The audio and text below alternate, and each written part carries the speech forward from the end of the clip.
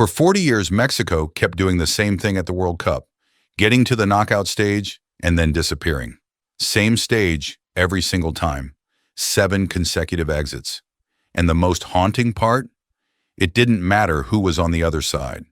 Between 1994 and 2018, Mexico suffered 7 consecutive World Cup exits in the round of 16. Different squads, different managers, different opponents, same result. And that pattern has a name.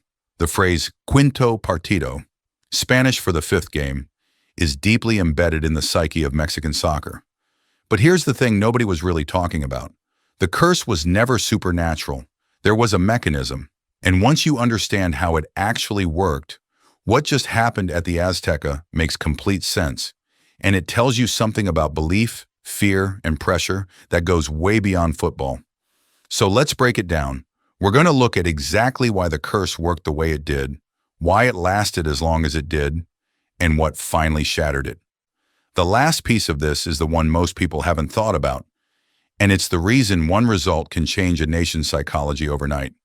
First, let's establish the scale of this thing, because the numbers are genuinely wild. Mexico and 5-time champion Brazil were the only 2 nations to qualify past the group stage across 7 consecutive World Cups between 1994 and 2018. However, while Brazil lifted the trophy twice and made 3 finals in that span, Mexico's curse became part of its culture. 7 straight trips to the round of 16, 7 straight failed attempts at making the quarterfinals. Think about that.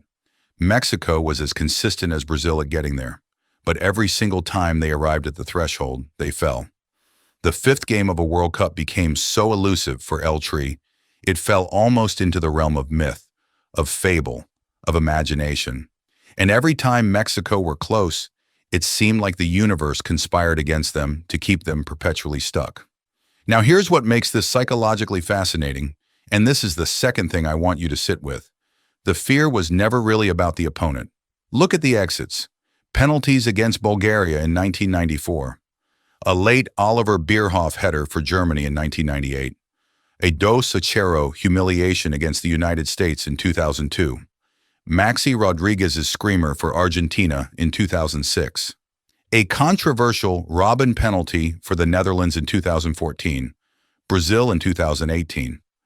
The no-era penal, it wasn't a penalty. The everlasting memory of Mexico's heartbreaking elimination in Brazil 2014, when Arjen Robben's controversial penalty saw El Tri concede twice in the final 5 minutes to keep the curse alive. Different countries, different styles, different circumstances, but the same round, the same result, the same feeling.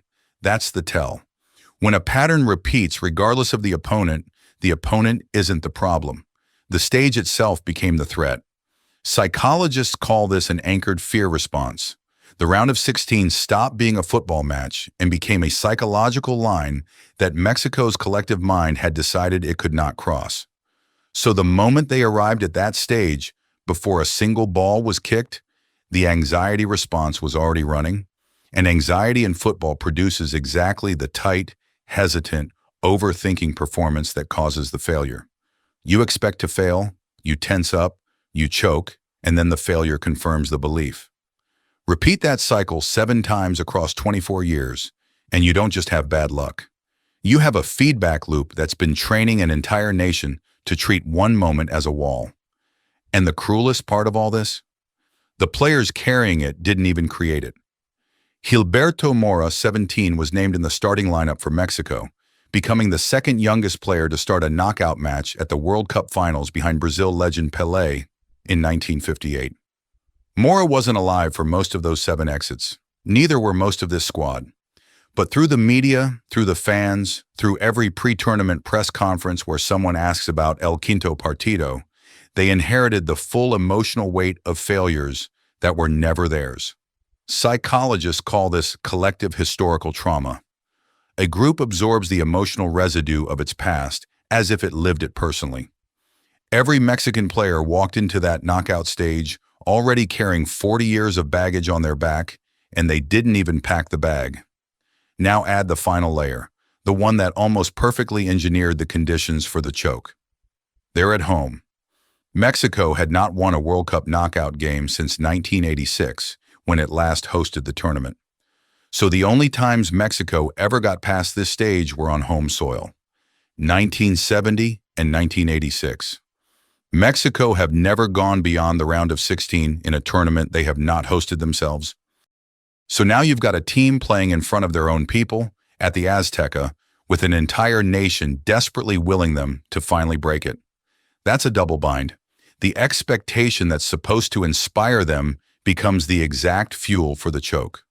Home pressure plus a 40-year curse is about the most suffocating psychological combination you can engineer in sport. The very love of the crowd amplifies the fear of letting them down. So how do you break something like that? This is the part I find genuinely fascinating, and it's what just happened. If you're still watching this, drop a comment below with just one word: Azteca. I want to see how many people felt what happened on Tuesday the same way I did. And if you want to see how this Mexico squad actually plays, the tactical breakdown of why Aguirre's system has been so hard to crack, that video is right there, worth watching before the England game. Back to the curse. Because here's the flip side of everything we just talked about. A belief that creates failure can also be dismantled by a single result. That's how it always works in sport. Long droughts, generational curses, historic streaks, they all end the same way. Someone does the thing, and the spell shatters. Mexico broke the mythical curse of El Quinto Partido, a 40-year drought that spanned 8 World Cup appearances without playing 5 games in a single tournament, the longest such drought in tournament folklore. Julian Quiñones and Raúl Jiménez scored within a 9-minute span in the first half, and Mexico defeated Ecuador 2-0 to break a 4-decade drought. A knockout stage win for the first time since defeating Bulgaria in the round of 16 when they hosted the tournament in 1986. And the name El Quinto Partido, that matters too. Naming a fear makes it real, makes it repeatable, gives it a story that gets rehearsed every 4 years. But the strongest teams use that. Making the demon conscious means you can fight it directly. You can train for that specific pressure. You can deliberately reframe what the moment means. And what this Mexico squad did, with a 17-year-old in midfield, who, as Javier Aguirre said himself, "I belong to that generation that hadn't managed to take this step." We are a family, a word that is hard to use in football. It is a match to remember for the fans, the atmosphere, and the setting. I've beaten great teams, but no victory compares to today's, because it happened at home, with our own people. That's not just a manager talking about a football result. That's a man who lived through the curse as a player, coached through it twice, and finally stood on the other side of it. Aguirre was on the pitch when Mexico beat Bulgaria 2-1 in the 1986 round of 16 at the Azteca. Now, 40 years later, after 2 unsuccessful attempts in his first 2 stints as the team's manager, he was on the touchline guiding Mexico to its first knockout win since. Here's what that win actually means psychologically. And this is the thing I promised you at the start. One result at the cursed stage doesn't just put Mexico in the round of 16. It replaces 4 decades of learned helplessness with something completely different. It replaces "we always fall here" with "we can." And it frees every future generation, because the story the nation tells itself changes overnight. The round of 16 on Sunday will be the last game of the 2026 World Cup on Mexican soil at the Azteca, with El Tri now looking to make the quarterfinals for the first time in 40 years. The curse was never about football. It was about a story a nation kept telling itself, and the anxiety that story produced at precisely the wrong moment. The mechanism was always psychological. The feedback loop ran for 40 years, and it ended the only way it ever could.